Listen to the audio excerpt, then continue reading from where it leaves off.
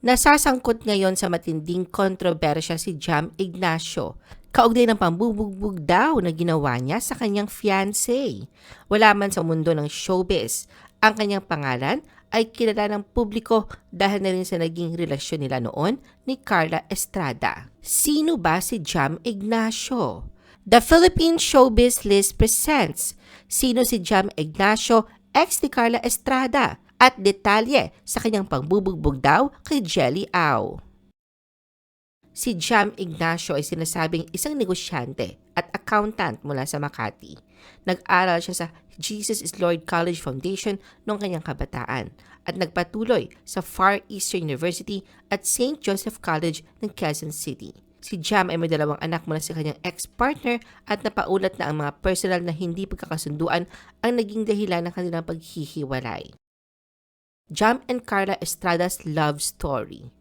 Nakuha ni Jam ang pansin ng showbiz matapos na maugnay ang kanyang pangalan kay Carla Estrada. November 2019 na kumpirmahin ni Carla ang kanilang relasyon, pero bago yon ay may mga lumalabas na silang larawang magkasama. Sa isang panayam, sinabi ni Carla na hindi naman dapat itago ang kanilang relasyon dahil mabuting tao raw ang kanyang nobyo. Ganun pa man, aminado siya na nung una ay nagdadalawang isip siya sa pagpapahayag ni Jam ng pagtatangi sa kanya. Dahil sa matagal na mahinga ang kanyang puso, sa tingin daw niya ay baka natutuwa lang siya sa pinapakitang effort at concern sa kanya ni Jam kaya hindi niya ito gaanong binibigyan ng pansin. Ngunit napansin niya ang pagpupursige nito sa kanya at naroon ang lakas ng loob na humarap sa anumang hamon sa pagkikipagrelasyon sa kanya.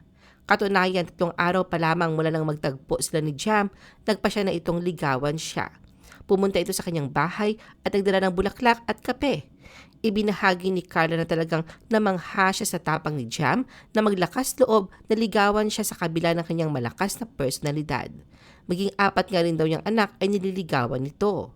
Samantala sa panig naman ni Jam, sinabi niya na si Carla ang babaeng sagot sa kanyang panalangin. Tandang-tanda pa nga raw niya ang araw na unang nagtagpo ang kanilang landas na nangyari noong June 1, 2019. Ayon kay Jam, unang impression niya kay Carla ay talagang maganda ito at aminadong mabilis na nahulog ang loob niya rito dahil ito umano ang tipo ng babaeng hindi mahirap mahalin. Bagamat artista si Carla, ayon kay Jam, hindi ito naging hadlang sa kanya para manligaw. Inalis niya raw sa isip ang estado ng pagiging celebrity ni Carla at trinato itong tulad ng isang babae na nararapat tratuhin. Bilang answered prayer niya si Carla, ayon kay Jam, ito anya ang malaking pagbabagong dumating sa kanyang buhay. Isang araw sa nagustuhan niya kay Carla ay ang pagkakaroon nito ng malaking puso at talagang naroon ang pagmamahal nito.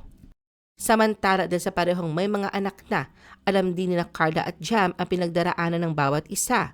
Naging malaking bahagi nila ang karanasang ito dahil hindi na sila nahirapan pang ipaliwanag sa kanilang mga anak ang tungkol sa kanilang relasyon. Ang importante nga raw ay may respeto ang mga anak nila sa kanila. Sa lumipas na taon, bagamat naroon ang pagiging low-key, ramdam ang malalim na pag-iibigan ni Carla at Jam. Katunayan bukas si Jam sa pagsasabing si Carla na ang nakikita niyang forever. Maging si Carla ay hayagan noon pa man sa kanyang pangarap na maikasal balang araw sa lalaking tunay na tinadhana sa kanya. Ngunit ang inaakalang mauuwi sa altar nilang love story ay natuldukan. Ang espekulasyong hiwalayan ng dalawa ay nagsimula noong July 2024 matapos ang pag-unfollow nila sa isa't isa sa Instagram. Burado na rin lahat ng mga larawan nila magkasama sa kanilang accounts.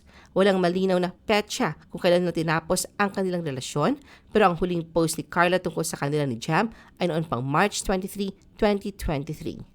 Kaugnay na kanilang breakup sa isang interview kay Carla noong nakaraang buwan, sinabi niyang si Jam lamang ang tanging ex na hindi pa niya kaibigan hanggang ngayon. Bagamat hindi niya ibinahagi ang dahilan ng kanilang paghihiwalay, ipinahayag niya ang pag-asa na maaaring muling mabuo ang kanilang pagkakaibigan sa hinaharap. Naniniwala si Carla na ang pagpapatawad ay nangangailangan ng oras at dapat itong dumating ng natural. Gayunpaman, inamin niya ang posibilidad na maaaring hindi na sila muling magkaugnay ni Jam, lalo na't wala silang anak na magdudugtong sa kanilang relasyon. Jam's relationship with Jelly Au. Sa pagwawakas ng relasyon nila ni Carla, tila hindi naman apektado si Jam at mabilis itong naka-move on. Katunayan, isang buwan matapos na paulat ang unfollow nila ni Carla sa Instagram, noong August 16, 2024, pinagmalaki niya sa kanyang followers at kung ano man ang meron sila ng club disc jockey na si Jelly Au. Sa maikling tinakbo ng kanilang relasyon, masasabing nahanap ni Jam ang babaeng gusto niyang makasama na panghabang buhay sa piling ni Jelly dahil wala na nga siyang sinayang panasandali at agad itong inalok ng kasal. Sa Instagram post niya noong November 11, 2024, nagbahagi siya ng mga larawan sa birthday celebration ni Jelly. Sa kalagitnaan ng kanilang pagdiriwang, nag-propose si Jam kay Jelly. Sa caption, pinabatid niya kung gaano niya kamahal si Jelly at naroon ang kasiyahan na magkakasama na sila every year sa special day nito. Humirit pa si Jam na wari, natatawa sa iniwan niya makahulugang mensahe na tanggal na yung sumpa.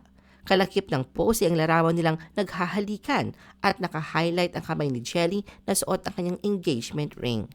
Samantala sa hiwalay na Instagram post, inihayag ni Jelly ang kanyang pagkabigla sa ginawang proposal sa kanya ni Jam sa mismong kaarawan niya dahil 4 na buwan pa lamang ang kanilang relasyon. Ngunit sa daming araw na pinagdaanan nila, hindi na mahalaga ang tagal basta't mahal nila ang isa't isa at nakikita si Jam sa kanyang hinaharap. Nagpasalamat din si Jelly sa pagmamahal at pag-aalaga ni Jam at naramdaman daw niyang ayaw siya nitong pakawalan. Bakas ang kilig sa ginawa ni Jam. Hindi daw siya makapaniwala na mangyayari sa kanya ang mga napanood lang niya na dating proposals. Binanggit din ni Jelly ang naranasan nilang bashing kahit nanligaw pa lang sa kanya noon si Jam. Pero dahil inilagay umano nila sa gitna ng kanilang relasyon ang Panginoon, na naig daw ang kanilang pagmamahalan. Nariyan ang kasiguraduhan sa sisimulan nilang forever ni Jam. Sinabi ni Jelly na kapag nakatagpo ka ng taong tunay na kompleto sa iyo, hindi mo na naisayangin ang oras at handa ka makipag-ayos sa kanya dahil alam mong siya ang tamang tao para sa iyo. Kapag ang isang lalaking ngaraw ay seryoso sa iyo at nais magpakasal at magkaanak, hindi siya magdadalawang isip. Hindi na nga raw kailangan pang maghintay ng matagal dahil kapag sigurado siya, susundin niya ang nararamdaman ng puso niya.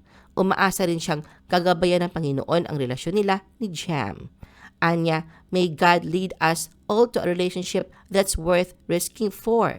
The kind of relationship that's gonna finally make us realize it doesn't have to take years or decades to prove it is true love. Because the reality is, when someone is really 100% sure of you, he or she won't hesitate to settle with you. Let that sink in. Jam accused of physically assaulting Jelly.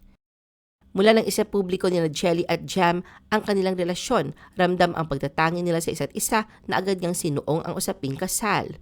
Ngunit ang inaasahang kasal ay malabo na atang matutuloy dahil ang inaakala ni Jelly na right man daw na nahanap niya sa katauhan ni Jam ay siyang kabaligtaran pala nito. Nitong Miyerkules, February 12, 2025, kumalat sa social media ang mga larawan ng duguan at bugbog sarado ng mukha ni Jelly. Sa Facebook post ng kapatid ni Jelly na si Joe Au, direkta nitong inakusahan si Jam na siya umanong may kagagawa ng nangyari. Sabi pa nito, hindi niya alam ang dahilan kung bakit bigla na lang pinagsasapak at binugbog ni Jam ang kanyang ate at kinuha ang cellphone kaya hindi ito makahingi ng tulong. Mabuti na lamang daw at hindi nabasa yung RFID sa isang toll gate na kanilang nadaanan. Kaya pagbaba ni Jelly ng bintana ng kotse ay nakasigaw ito at nakahingi ng tulong sa teller at nailigtas ng mga pulis. Lumalabas na nasa loob ng sasakyan sila Jam at Jelly nang mangyari ang insidente. Tumakas daw si Jam na dumating ang mga pulis. Binanggit ni Joe na nakapag-medical check-up at nakapag-blatter na sa pulis si Jelly. Ipinost din mismo ni Jelly sa kanyang Facebook account ang nangyari sa kanya kung saan ay makikita ang 3 larawan ng kanyang bugbog saradong mukha. Ang dating matatamis na mensahe niya para kay Jam ay napalitan ngayon ng matinding galit. Caption ni Jelly rito, "Happy Valentine's? Mo Jam Ignacio, mapapatay mo ko, wala akong ginawang masama para ganituhin mo ko. Halos mamatay ako sa ginawa mo. Papakulong kita."